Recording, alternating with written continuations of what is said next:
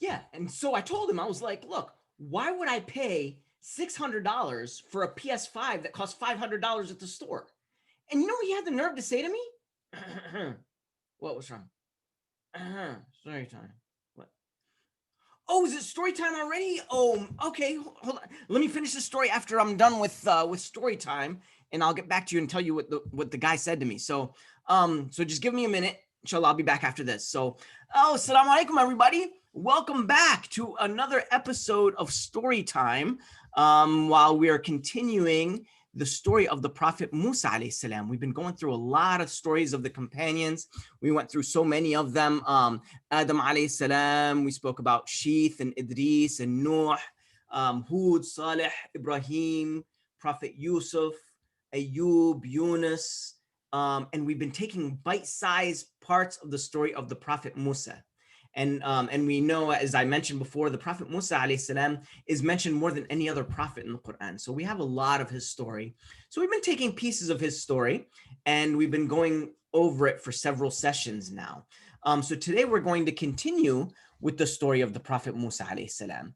So last we left, we spoke about how the people of Musa alayhi salam, they crossed over the sea. Musa alayhi salam was instructed to strike the sea again, and the sea closed on the Pharaoh and his people, and the Pharaoh was drowned.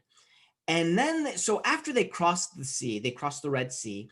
Just after they crossed, they came across people who were worshiping idols. And so, right after Allah subhanahu wa ta'ala saves them, they're like, oh, Musa, make us an idol like these people have so that we could worship that too.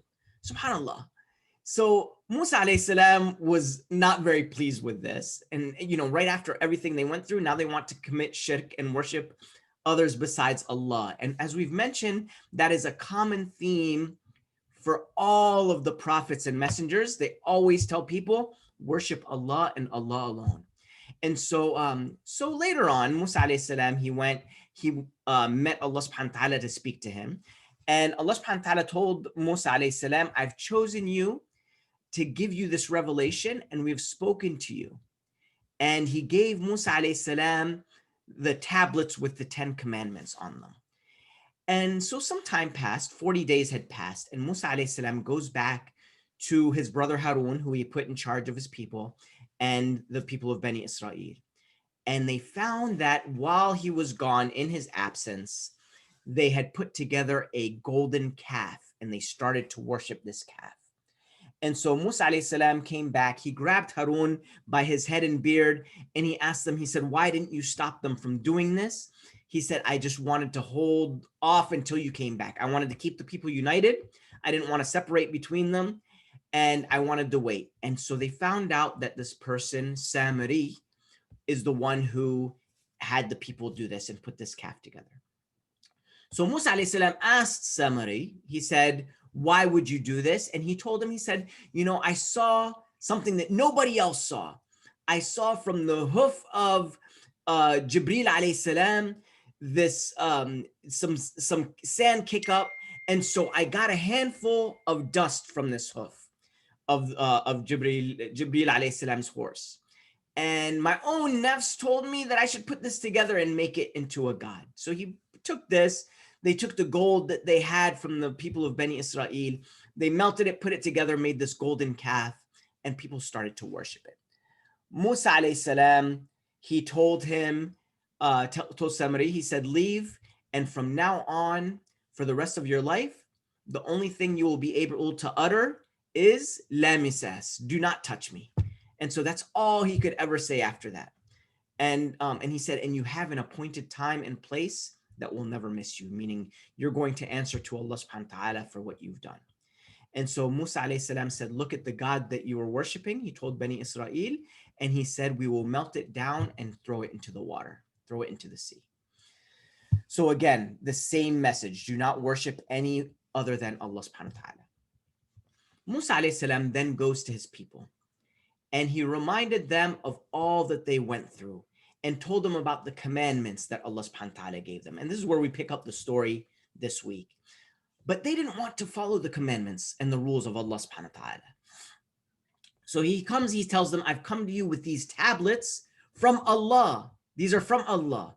And they didn't want to obey the instructions. So in order to have them obey the commands, Allah subhanahu wa ta'ala did something. So what did he do?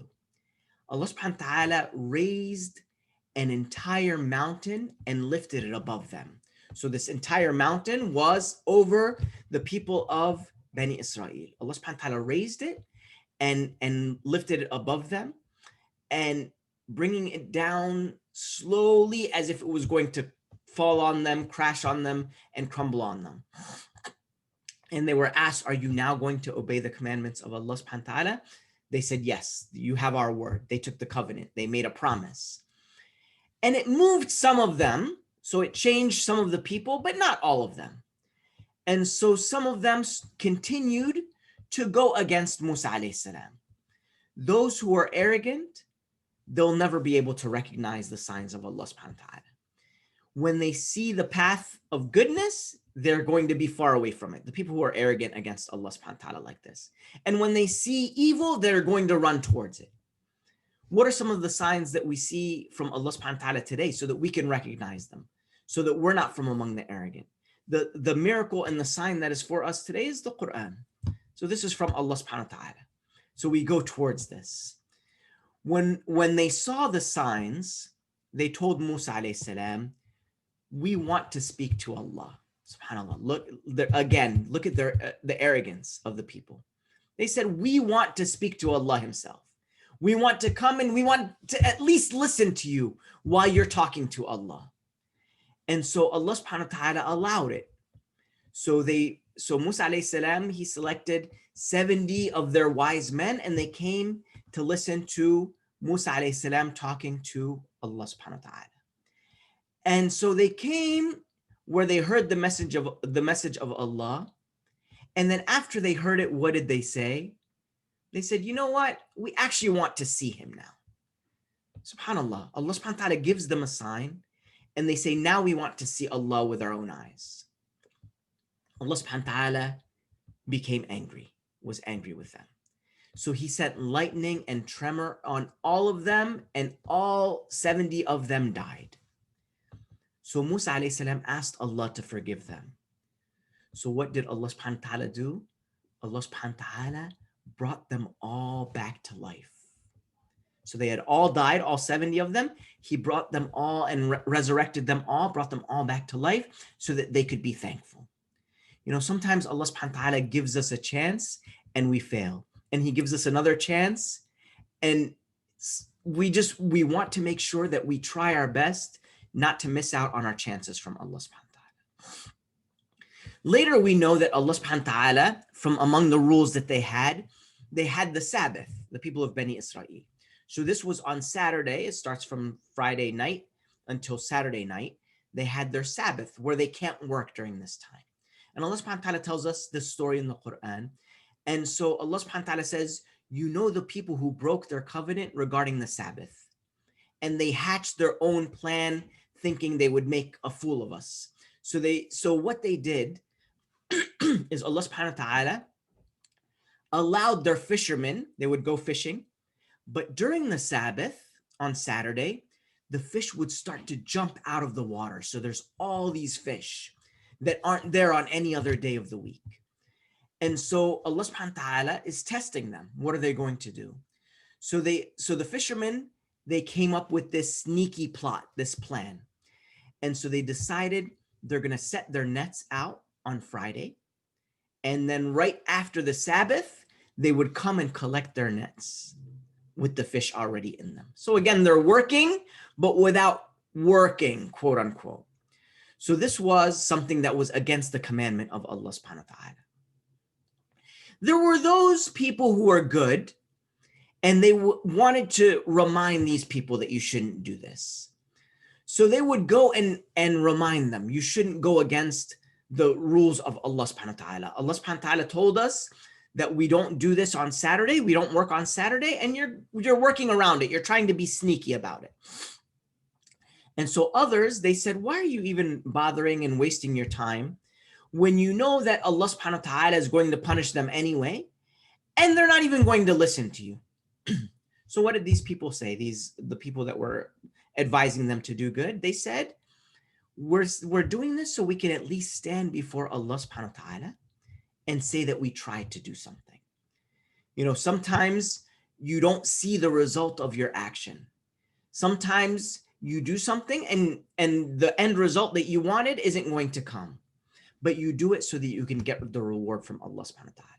So they said, we're doing this for Allah so that we can stand before Allah subhanahu wa ta'ala and say that we did something, and maybe they'll change their ways. But they didn't. And Allah subhanahu wa ta'ala changed that group of people into monkeys. And so they came to Musa alayhi salam later and they said, oh Musa, we've been eating from this men and salwa that you've been providing for us, that Allah subhanahu wa ta'ala has been providing for us. This was something, what we mentioned before was this grain and a type of bird that they were eating. And they're like, we've been eating this forever. We want the old food that we used to have, herbs and cucumbers and garlic and lentil and onions, stuff that used to grow from the ground. And so they said to Musa alayhi salam, go tell Allah subhanahu wa ta'ala that that's what we want. He said, do you want to take away the divine food that Allah's blessed you with and replace it with something that you used to have? Maybe Allah subhanahu wa ta'ala will grant it to you and put you back in your old situation. These foods that they used to have in their old situation when they didn't have much, these are the things that they want. So then another story that I'll mention is that, and inshallah, I'm going to end with this for today. People started to make up rumors about Prophet Musa alayhi salam, saying that he had a disease under his clothes. You can't see it. So then they started these rumors. People started talking about this, and these rumors started spreading. One thing we have to realize is that when people start rumors, it's always going to come back to that person. So one day, as Musa alayhi salam, obviously he can't defend himself. He's clothed. He's not going to take off his clothes so that they could see that he's healthy and strong and good and he's not diseased.